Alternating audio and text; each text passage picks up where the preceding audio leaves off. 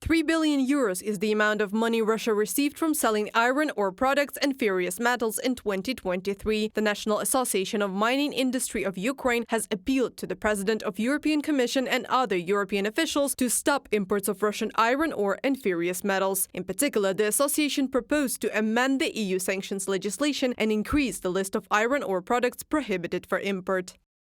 Ukraine, together with other countries producing MMC products, can easily replace Russian MMC products on the European market, and this should be a testament to partnership relations and support for European and Ukrainian businesses, from the publication of the National Association of Mining Industry of Ukraine on Facebook.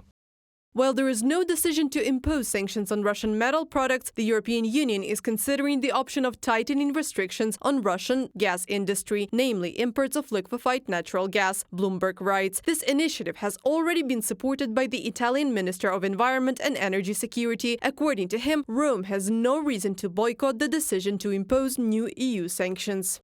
Italy is right now in a condition to even do without Russian gas altogether. We have diversified, we have various sources, and we have the regasification terminals, so we have sufficient supply to be relaxed. Gilberto Pichetto Fratin, Minister of the Environment and Energy Security of Italy, in a comment to Politico. The sanctions will most likely not be aimed at a complete ban on imports of natural gas, as it is already starting to lose out to its competitors both in terms of price and supply conditions. Rather, the sanctions are likely to target Russia's ability to diversify its imports. They will be directed against the provision of services such as transshipment insurance, the production of these very ships.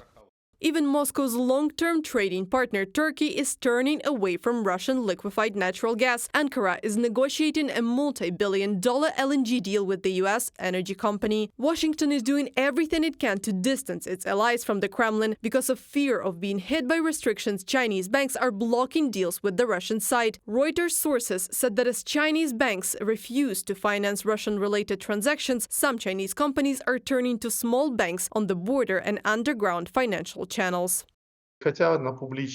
Although on the international platform China continues to persist that it's not a party to the conflict, that it does not support sanctions, and that it demands its right to development and its right to form free trade relations with any country. In reality, we see that China is taking certain measures to limit this trade with Russia.